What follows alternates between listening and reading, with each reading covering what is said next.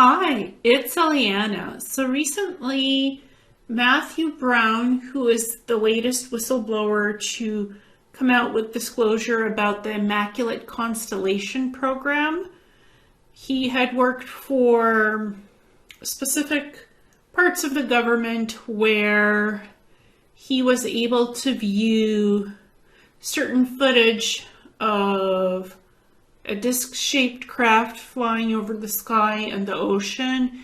He saw a triangular craft that was being observed by Russian ships out in the ocean, crafts materializing, dematerializing, while US assets were recording that footage, and it was on certain types of servers where these satellite systems and other video recording platforms are able to record anomalous craft flying in the Earth or above Earth orbit, over the ground, in the ocean, different kinds of crafts that cannot be explained easily, that are not from Earth or potentially reverse engineered technologies that the US has reverse engineered, or other countries on Earth, from crashed crafts not of Earth origin, of extraterrestrial origin, with bodies on the craft's pilots, non-human beings. That has been recovered. So Matthew, what I found interesting during the interview with Jeremy Corbell and George Knapp, recording Matthew's testimony, and this was aired on Weaponized, which is a show that Jeremy Corbell does with George Knapp. So this interview was recorded last year with Matthew's testimony, but it has come out now.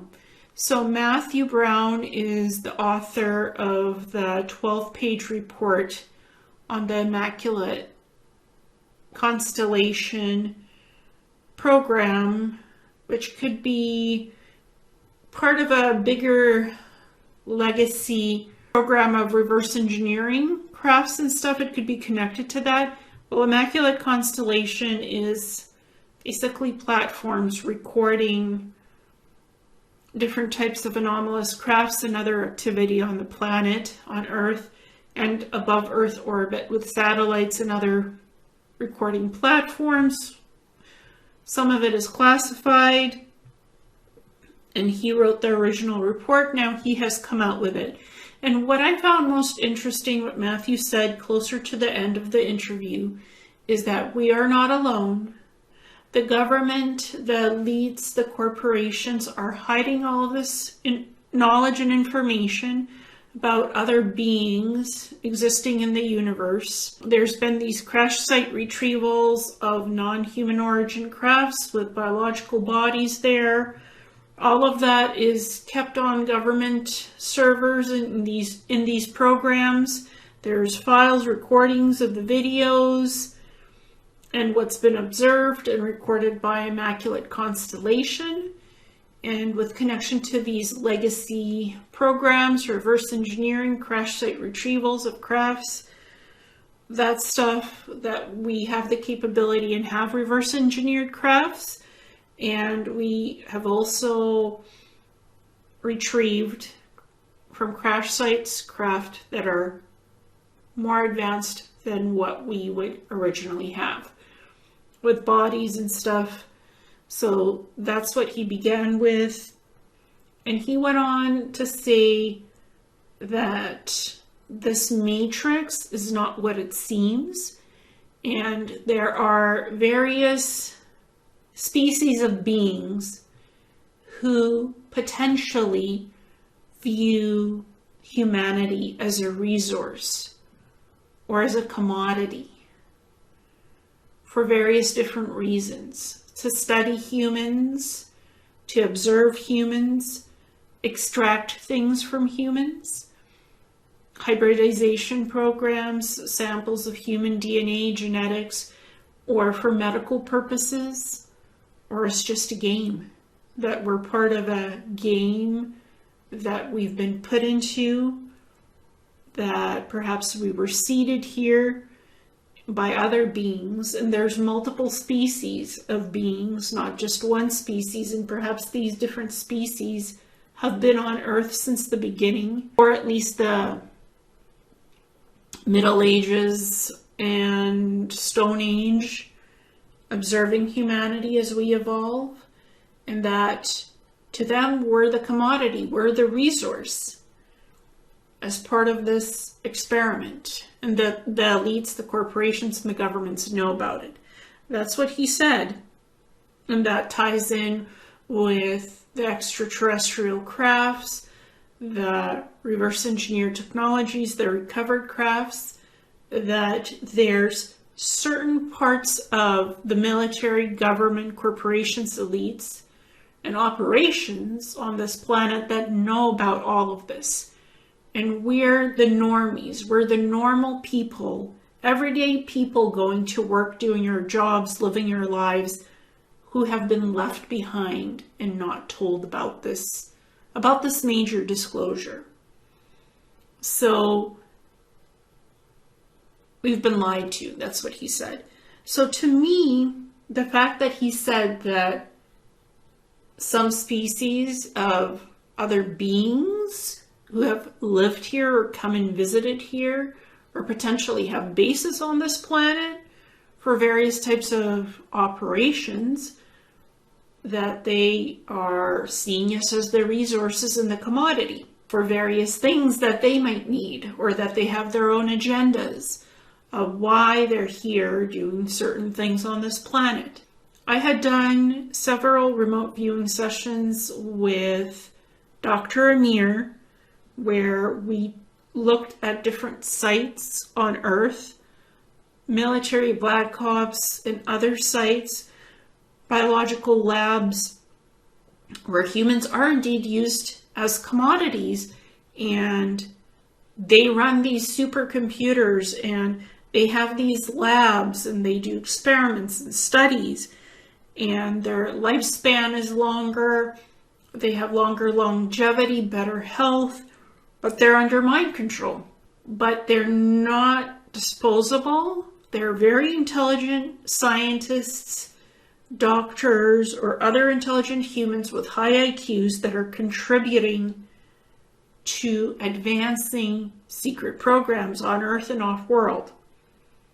And we also had a look at remote viewing Mars, where there's short whites that clone humans, extract things from humans to make it into other things, and then redistribute it elsewhere and profiteer from it, and do cloning, do genetic experiments on humans, utilize humans, and there's secret space program bases on Mars that have also augmented humans. The very best of the gifted ones who come from Earth or are now born on Mars with high IQs, with psychic abilities, that those humans have been augmented. They are aware that these humans are aware that Earth exists. It exists, that they're doing specialized jobs, that they are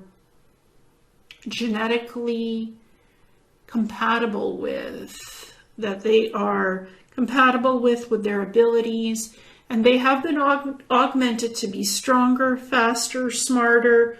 Their abilities have been augmented to fast forward their jobs, to make their jobs even easier for them to do. With these augmentations, and to survive on Mars and other planets that humans have been transferred to via the secret space programs, the time dilation portal technology, the 60 and back, 20 and back, 40 and back, those are real programs out in space, and there's black ops programs. These programs exist on Earth and underground facilities, on the moon, on Mars, with human-run SSP, ET SSPs, secret space programs, different labs, different military corporation bases, different factions of humans and extraterrestrials, utilizing humans as a resource and a commodity to work in specialized jobs that they're suited for. That these programs know about these people pre-birth because they can genetically tag them and keep an eye on their souls and bodies as the humans grow, then tap them into the SSPs with time dilation technology, portal technology to transport human beings to work as commodities and resources off planet, to transport supplies and to resupply these human-run bases on Mars and the Moon. And the extraterrestrials are using humans as resources too, to create certain types of biological things that are used for exotic amplification of things, to extend life itself and other beings, to extract things from humans during abductions or other experiments to benefit other extraterrestrials, to use human genetics to make other species better, because humans are very versatile. We are hardy beings, we are adaptable, we learn quickly, so our genetics have benefits for other beings, extraterrestrials, like the Greys, the short whites, reptilians, different species of reptilians.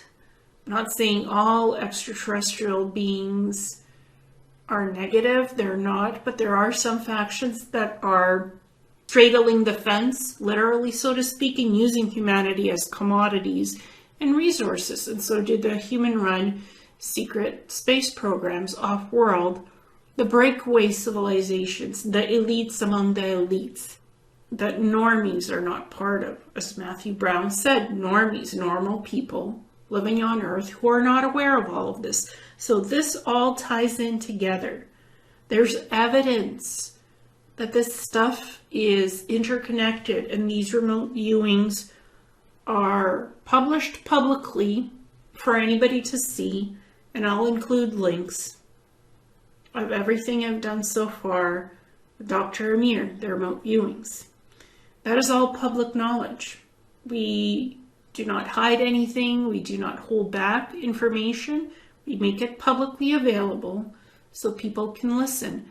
And I highly recommend listening to that 14 minutes of the interview with Matthew Brown, Jeremy Corbell, George Knapp on Weaponized, because that last bit of information really ties in what Amir and I discovered in the remote viewings.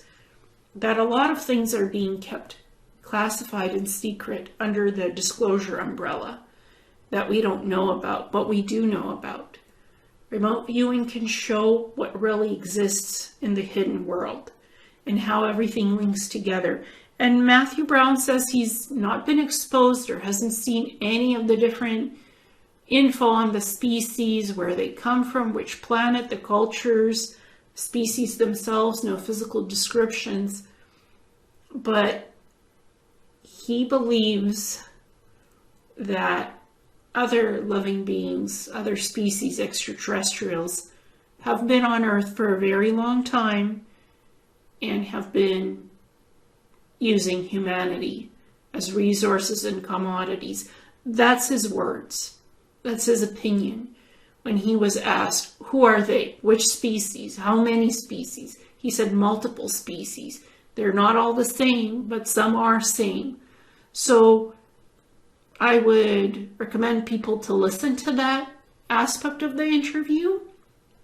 It's very interesting. So I will share all the links in the video description below, and also include part of that interview here after this discussion so people can have a listen. You can listen to the full interview. There's 3 parts. I'll link all 3 parts, and it's worth listening to because it's good disclosure. that has been provided. Thank you so much.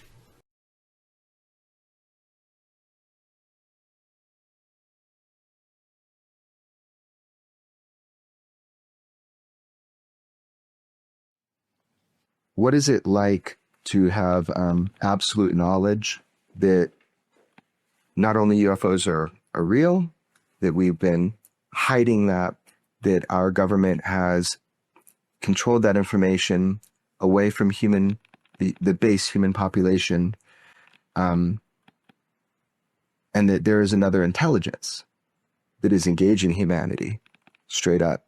What does that feel like, being one of the people that knows that and doesn't suspect that? It's weird going to the supermarket. Okay. Even more, it's bizarre to work in government and see legions of people who have no clue about any of this, and no clue that they are being deceived. Why should people believe you? I mean, I know you, I know what we've been through, but that's not public stuff to everybody, every step we've taken. Why should people believe what you're saying? I was there. I saw it. I spent years researching it. If all that I'm consulting is passage material, then we are engaged in a massive deception against our own military and intelligence community that I was a victim of. And it would have been on a scale that probably would have been its own news story. Oh, absolutely. Nonsensical madness. Yeah. Yeah. So as a human being, why should people believe you?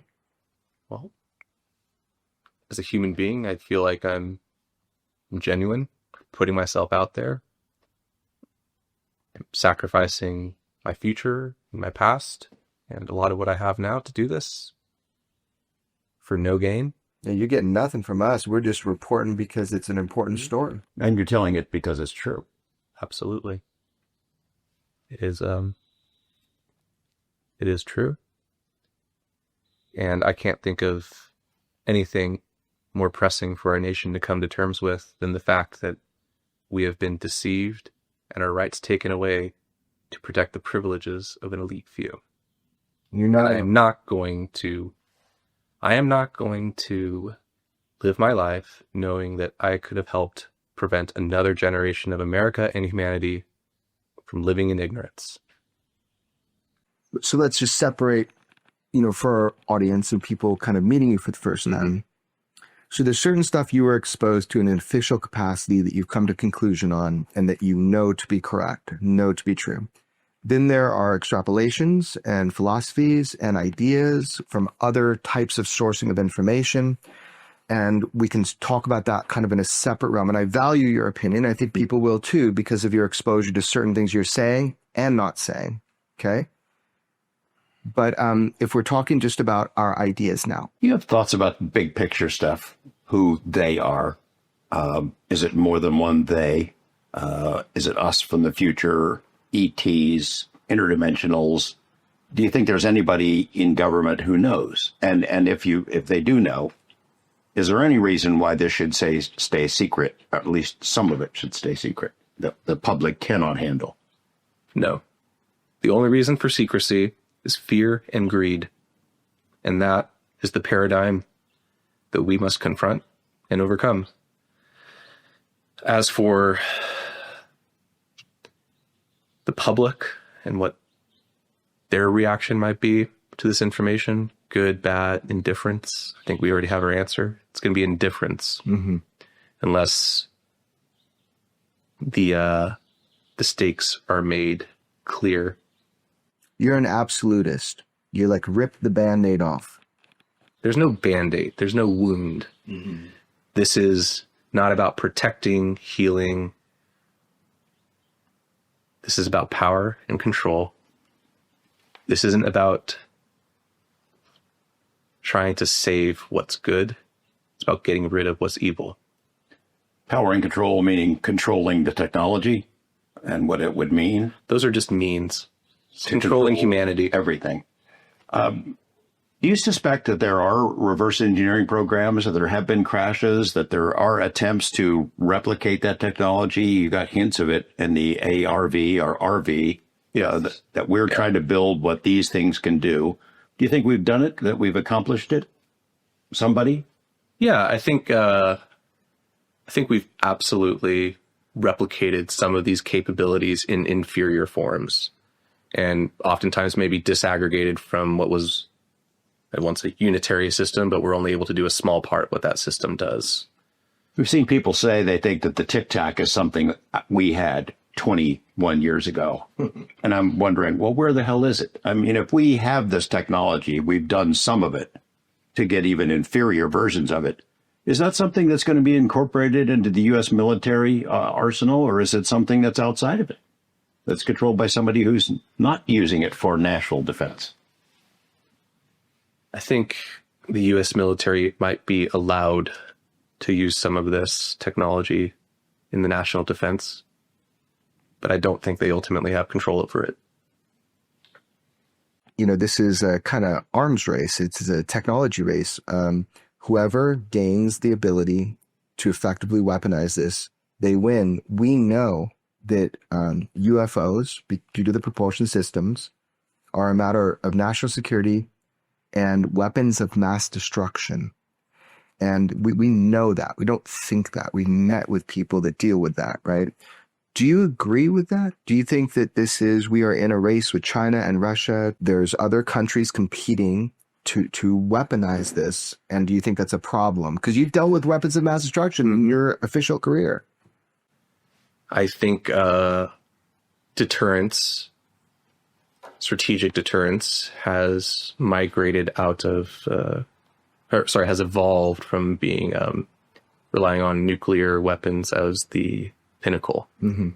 I believe we have, and others, have developed the means to maybe utilize nuclear reactions to create some very dangerous effects through directed energy. Your concern is directed energy weaponry.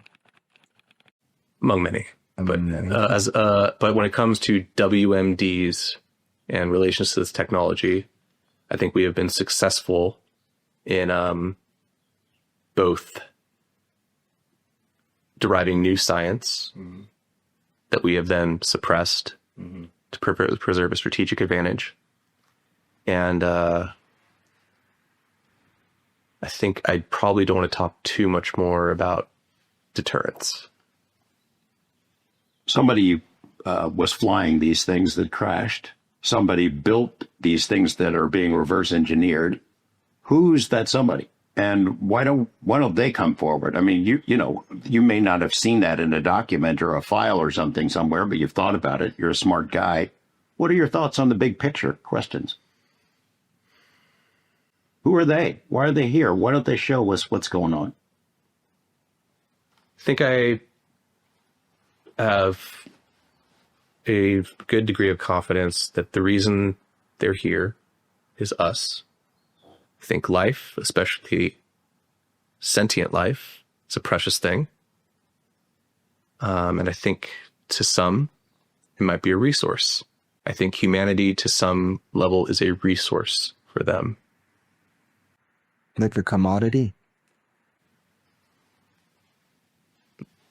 Possibly a commodity, possibly a form of entertainment, possibly medical related. Think they live here? Yes. For all intents and purposes? Yes. Always? I don't know about always, but it certainly appears that they have been here for most of recorded history. At least some element of this has been here for most of human recorded history. You think we would see them if they didn't let us see them? Even with our more advanced sensors, that they pop up, but they can also disappear. And do they allow us to get these glimpses? Is that a game of some sort, I wonder? Or an education process? A bizarre one that I could not understand if it is a game. I think they're both just as powerful as we think, but also less. And I think there is not a single they here. Certainly multiple factions of the same species, if not multiple species.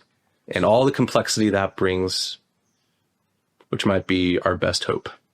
Do they have an agenda? There's different types. What are your philosophies on this? Like, who are the others? Why are they here? And you've touched upon it. I know we're kind of going back a little bit, but that is the big question. And I just wanted to separate so people understand your exposure and your personal conclusions.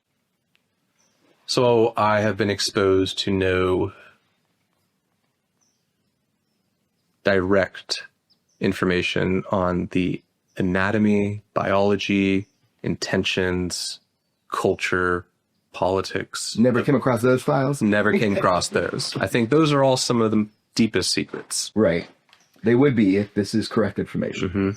What I have learned is that we live in a dream, a carefully constructed reality. We make use of a science that is tightly controlled and suppressed and distorted. I think we are left behind. Humans. I think normies, the normal humans, the people have been left behind. Us. People need to understand that we might have freedom of speech, but that has been subverted. We do not have freedom of inquiry. We are blocked from learning what we need to know. Just in the public world, we are blocked from advancing in science. We are taught false science intentionally to prevent us from learning more. We live in the Matrix. It's just much more boring than the movie. I think about whistleblowers like yourself. You're about to find out, assuming we release this, you're about to find out what the price is for coming forward. And there are other people in the same kind of position who are wondering what they should do, who are basically being held in limbo. They've worked in classified programs their whole life. That's what they do. That's what pays their bills.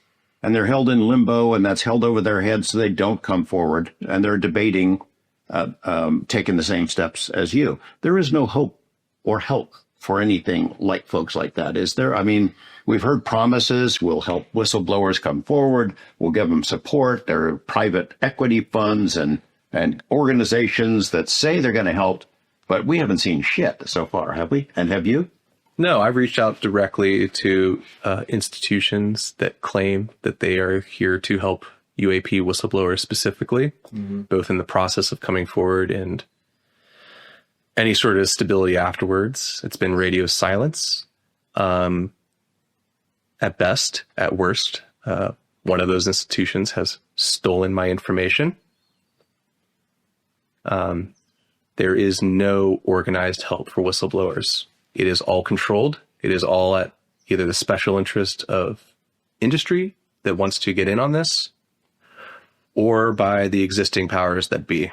Intelligence agencies who have infiltrated or created these things. Correct. I have directly experienced that, sadly, over this last year, which is the vacuuming up of intelligence on people such as yourself who are trying to do the right thing as whistleblowers, as well as anything that reporters could possibly obtain and release.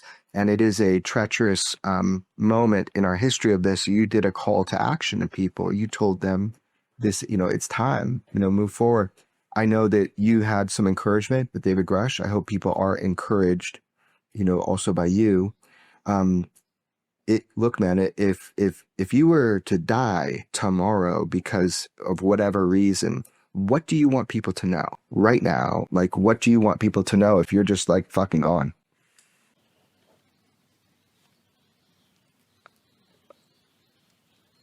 You are not free. And this reality has far more to it than you have been allowed to believe.